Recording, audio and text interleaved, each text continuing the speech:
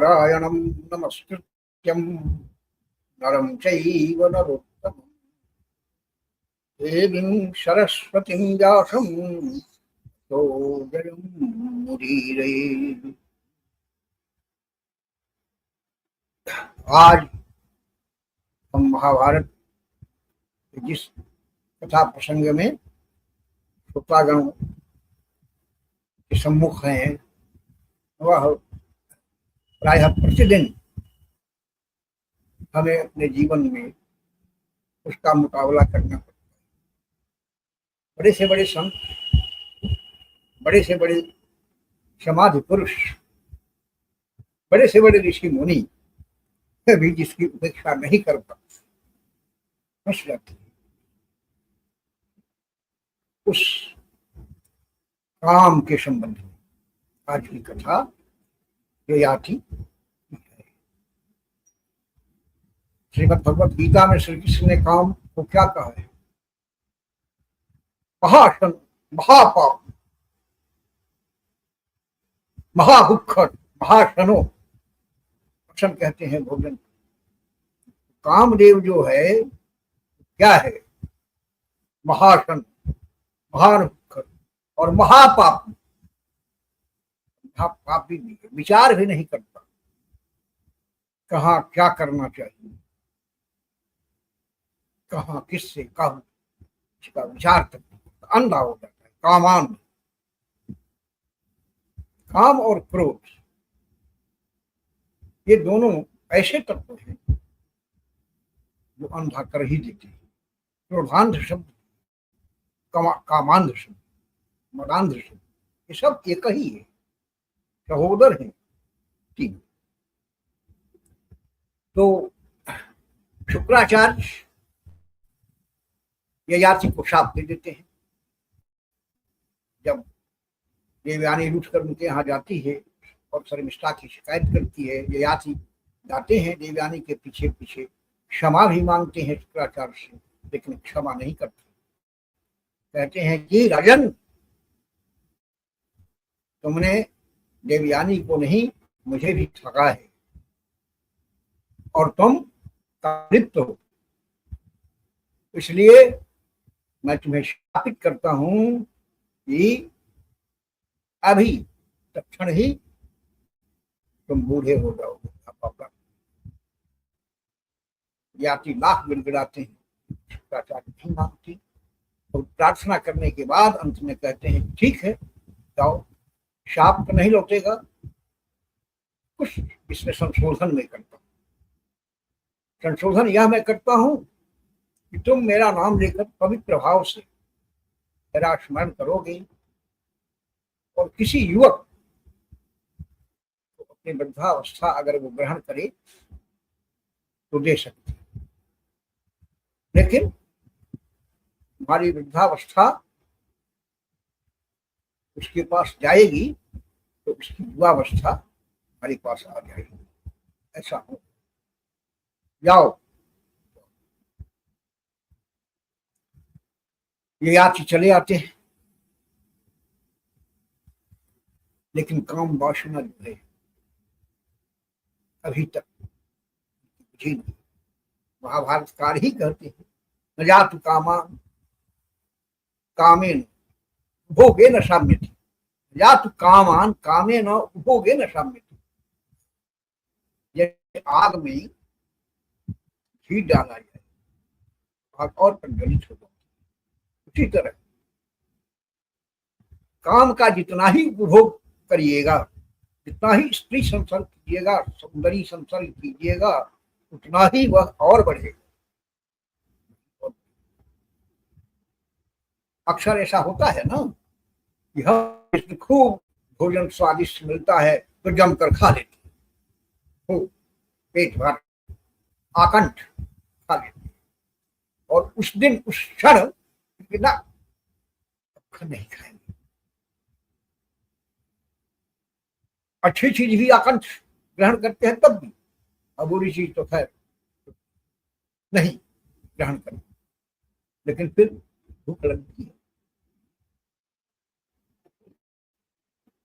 आहार निद्रा भय मैं आहार निद्रा भय मैथुनं च सामान्य में पशुभिर नराणाम।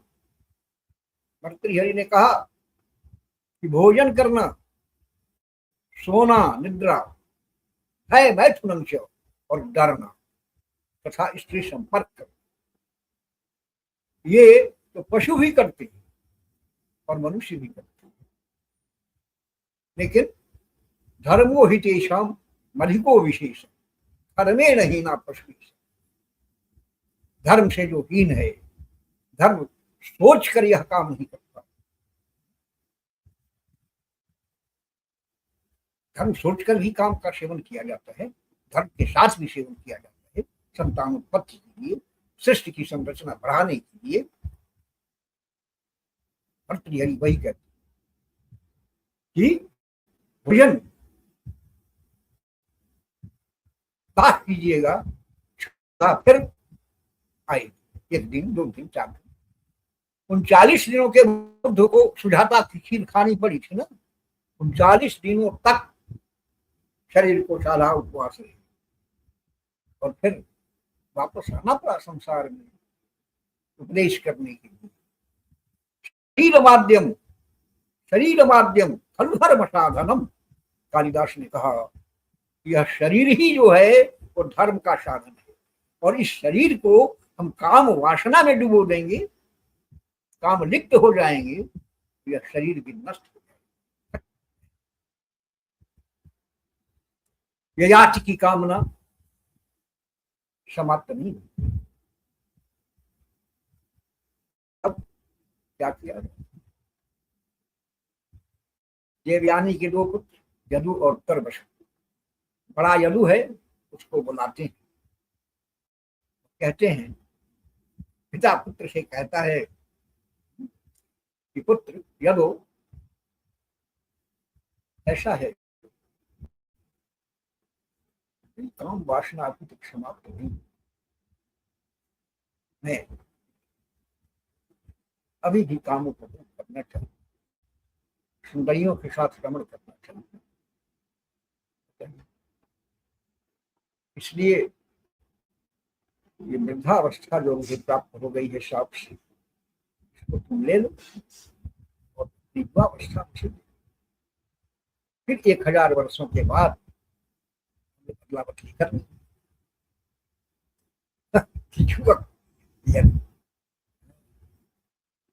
आज के पुत्रों की तरह, आज के पुत्र से कहिए लाठी लेकर दौड़ेगा ना, कैसा बेहुदा आदमी है भाई। यनु कहता है कि महाराज पिता, आप तो अद्भुत बात कहते हैं, आपका बुढ़ापा यानी लार पोटा सब में बहाओ, चेहरे में झुर्रियां हो जाए, है ना, बाल उजले हो जाए, मेरे शरीर से अशक्त हो जाए, लड़ खड़ा हो, कोई काम धाम न करे, वह मैं ले लूं युवक, और आप आपको दे दूं, आपकी वृद्धावस्था दे, उचित है ना? ऐसा नहीं। व्यास कहते हैं कि तुम मेरे औरस्त्र हो, मेरी वीर से संपन्न होकर तुम आए हो इस संसार में, अच्छी बात कहती हो, जाओ शापित करता हूं कि तुम्हारे कुल में कभी राज्य नहीं हो, राजा नहीं हुआ, वो यदुवंश हुआ। कृष्ण भी पट्टाभिषिक्त राजा थोड़े थे,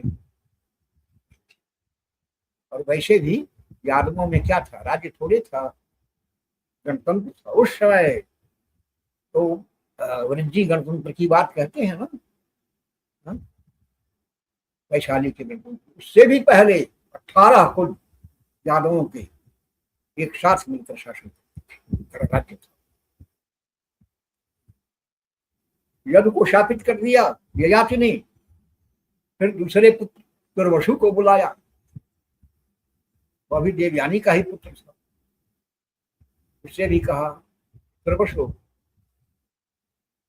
मेरी वृद्धावस्था ले लो और मुझे अपनी कामना तृप्त करने,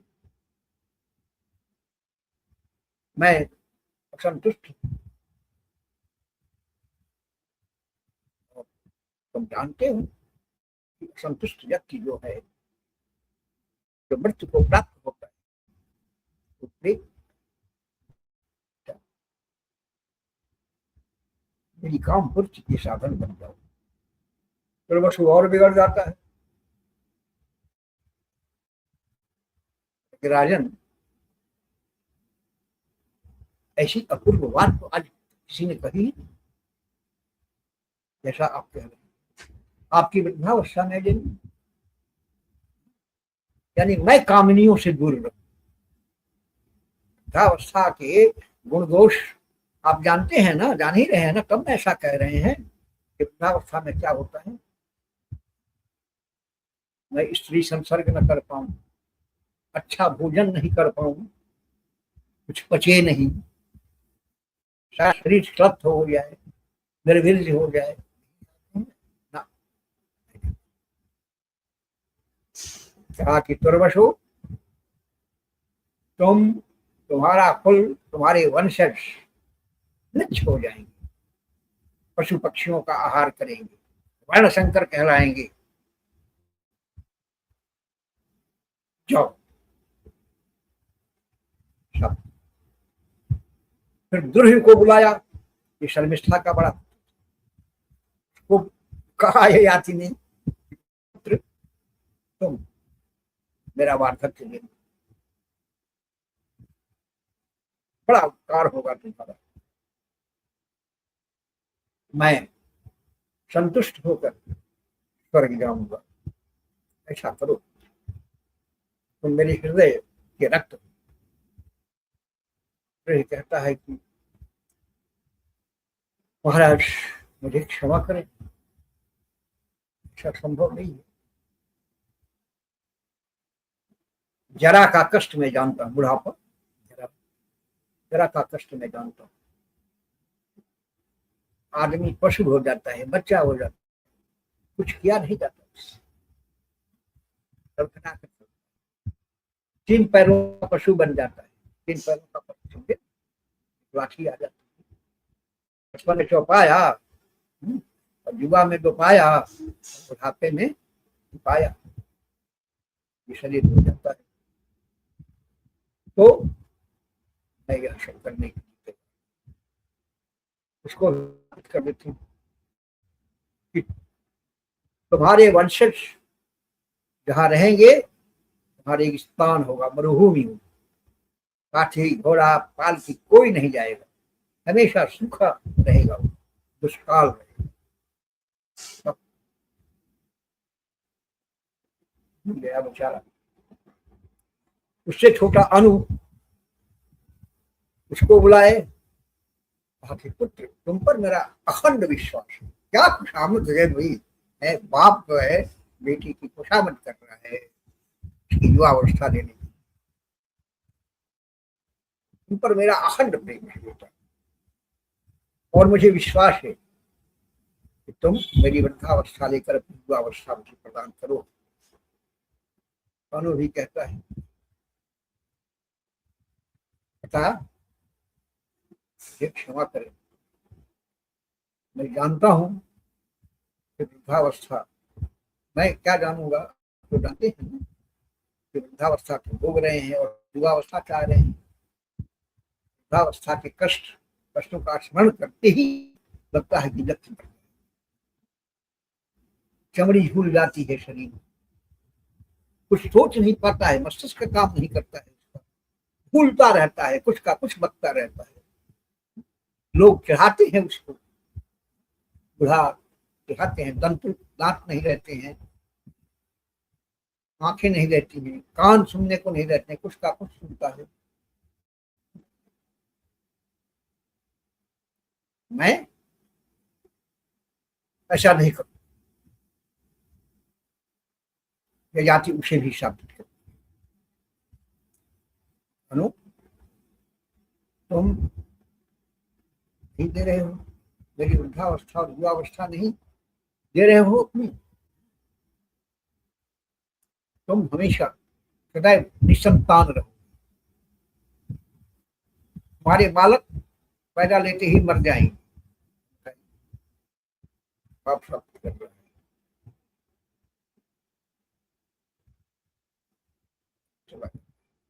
सबसे छोटा बेटा पुरु, उसको याद कहते हैं कि पुत्र, चारों ने मेरी प्रार्थना स्वीकार कर दी है, तुम्हारे चारों भाई, तुम क्या कहते हो, अब तुम्ही से आशा। कहता है कि मैं तो आप ही का अंश। देखिए, बेटा में हुई थी वनवास लेने की, और ये दूसरी है द्वापर में की वृद्धावस्था की। कहता है कि पिता में तो आप ही का अंश। संस्कृत ने कहा भी आत्मा वही जायते पुत्र, पुत्र अपनी ही आत्मा का रस होता है। तो आप ही की आत्मा, मैं तो आपकी आत्मा हूँ, आप ही का शरीर हूँ, आप ही का अंश हूँ, आप ही का नर, आप ही का रक्त मांस मज्जा मेद सब मुझ में है, बह रहा है। मेरी चेतना आपकी है, मेरी बुद्धि आपकी है, सब कुछ आपका है, स्वीकार। फिर अभिमंत्रित करके आचार्य को स्मरण करके दोनों पिता पुत्र एक दूसरे से यौवन और वृद्धावस्था की अदला बदली करते हैं, और तब ययाति उसे आशीर्वाद देते हैं कि पुत्र, अब वो राजवंश तुम्हारे कुल में ही चलेगा, मैं आशीर्वादित करता हूँ, अपना राज्य मैं तुम्हें ही प्रदान करूंगा। और 1000 वर्षों के बाद उसी पूर्व राज्याभिषिक्त करते हैं ययातु, और वन में तपस्या करने चली जाती है।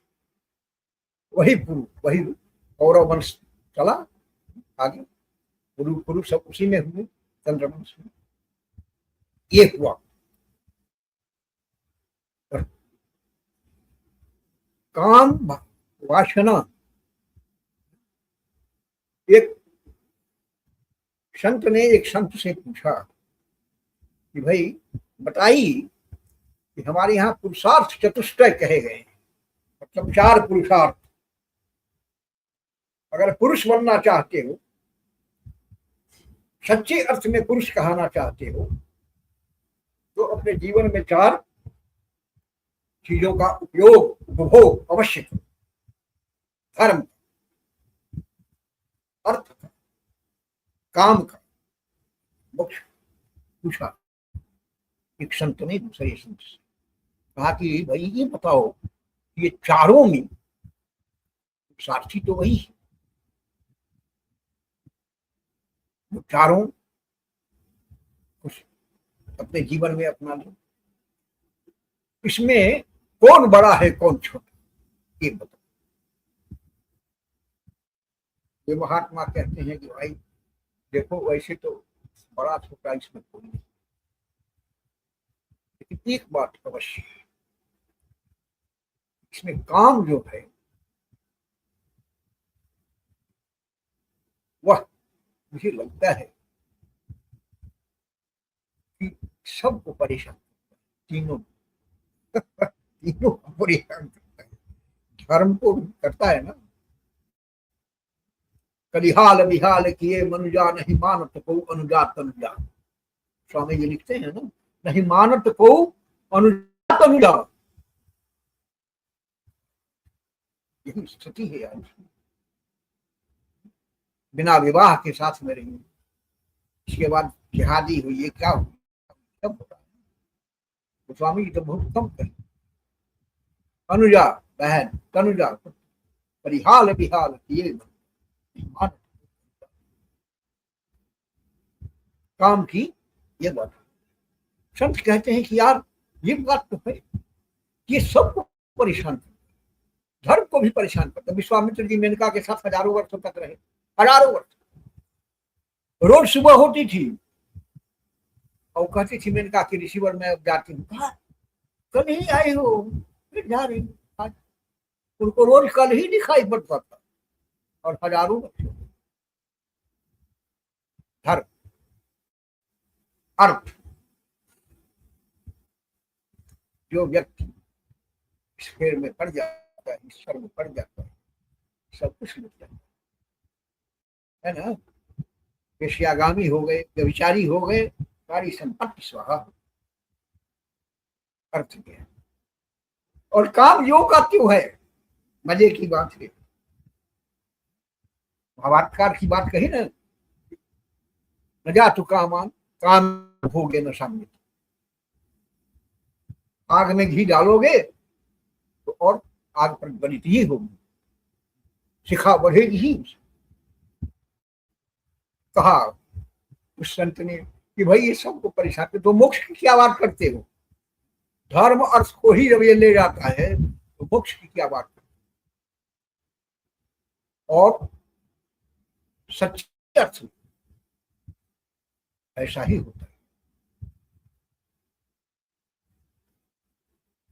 एक फकीर था, उसके दो शिष्य थे, दोनों में बड़ी प्रतियोगिता रहती थी कि मैं संयमी तो मैं संयमी, मैं आपका शिष्य होने जो तो मैं आपका शिष्य। दोनों ऐसा करते थे, फकीर परेशान हो गए। उसने कहा कि सुनो भाई, तुम लोगों को परीक्षा देनी होगी कि तुम में से कौन मेरा शिष्य होने योग्य है, कौन उत्तराधिकार मेरा देगा। ठीक है, ये परीक्षा अच्छी बात है। फकीर ने दो कमरे कहा कि देखो ये दो कमरा है, दो कोठरी है, इसमें तुम लोगों को रहना है अलग अलग, कोठरी में तो उस कोठरी में तो, और तुम लोगों के साथ जो मैं सामग्री देता हूं 5 चीजें रहेंगी, उसमें से किसी एक का उपभोग करना है ना, ये करना होगा। ठीक, दोनों को कोठरी में रख दिया गया और फकीर ने एक सुंदरी स्त्री, एक छोटा सा बच्चा, एक चाकू, कुछ पैसे, 4 हुआ, और एक शराब की बोतल, 5 चीजें दोनों के कमरे में रख दी और कहा कि देखो बाहर कोई नहीं रहेगा,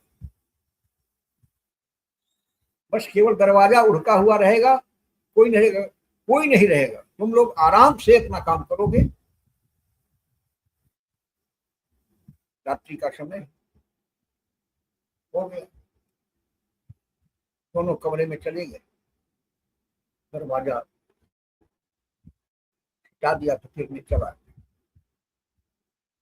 अब पहला शिष्य जो है, उसके पास वो सुंदरी है स्त्री जो थी, तो नखरे करते हुए जाती है, कहता है बहन क्यों परेशान करती है? तो नहीं नहीं, देखो वो बोतल है, आओ हम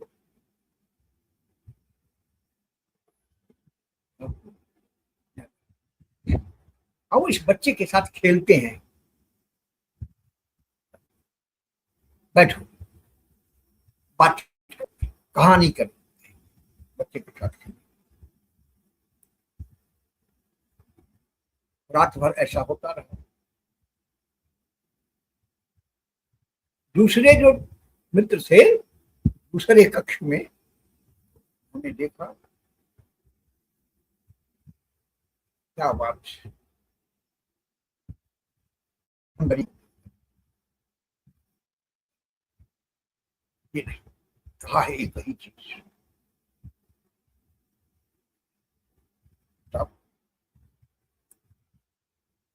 शराब पी जा सकती है, शराब खास बात नहीं होगी, कोई खतरा नहीं है। शराब अरे कहा है चाक, चाक का यहाँ क्या काम है? मैं आपको पूछे, पैसे हैं रखे हुए, कुछ पैसा क्या होगा यार, अरे बच्चा तो बेकार है यार, 5 को नकारता है, फिर सोचता है ना, फिर सोचता है नकारता है, लेकिन एक किसी चीज का उपयोग तो करना है।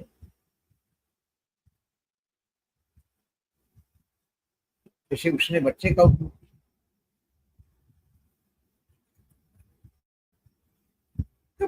करते हैं, ऐसा करते हैं कि चाकू बेकार है, यहाँ काम चाकू देगा नहीं, और पैसे का भी यहाँ क्या काम है, भी नहीं काम आएगा। बच्चा ड्यूटी ड्यूटी भी भाई इसमें फंस जाएंगे तो फेल हो जाए, फेल हो जाए। ऐसा करते हैं, शराब पी के सो रहा रात कट दे लेते हैं बच्चों शराब।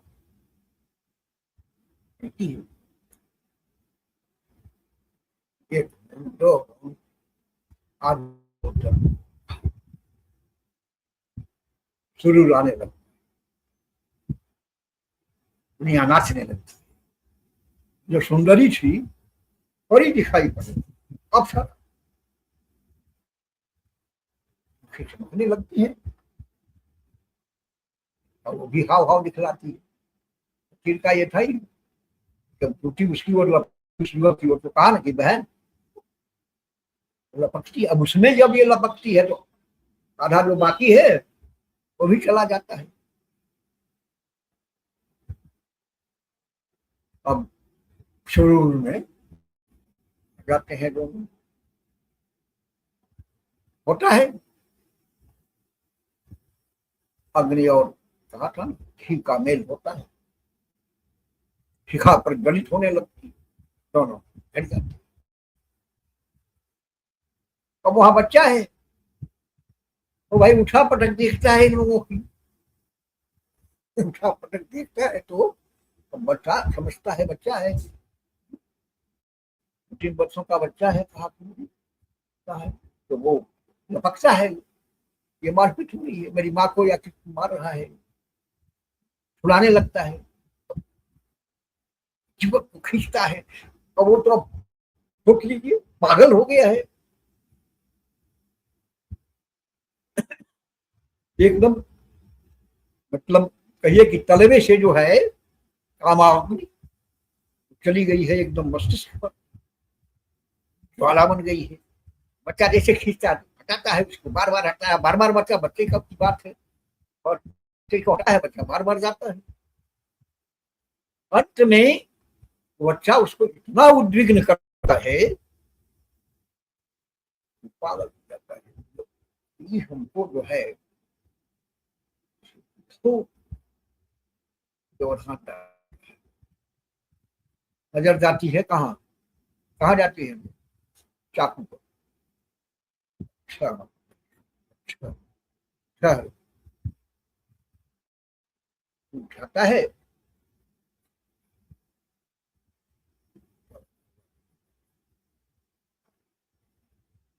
रक्त देखता है, खून देखता है, जूती अलग छिटक जाती है, हाँ जूती भी अलग छिटक जाती है,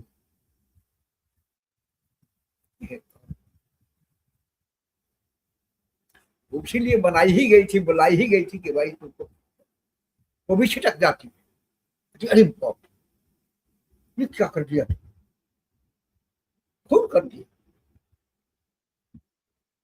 अब क्या हो गया, शराब, उसी एक का उपयोग करना था ना, शराब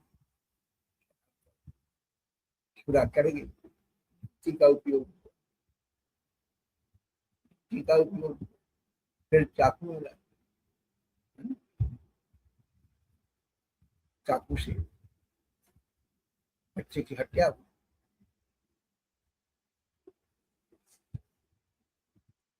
अब क्या करें, अब क्या करें, लगा सोचने की बात। अच्छा, फिर नजर घुमाई चारों तरफ, पैसा दिखाई पड़ा, पैसे को उठाया, तो देखा दरवाजा खुला ही है, निकल निकल गया, समझा कि अब अपने बाप जान बची निकल गए, लेकिन ऐसे सड़क पर गए तो वहां गुरु फकीर जो था खड़ा था कि बच्चू कहाँ, तुम शिष्य बनने चले हो मेरे, उसको देखो, उसको भी तो ये 5 चीजें दी गई थी ना, उसने बच्चे का उपयोग किया, और तुमने शराब, एक युवती का भी उपयोग किया, तो बच्चे की जान ली,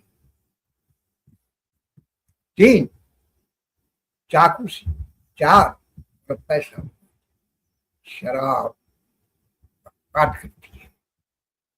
हम ये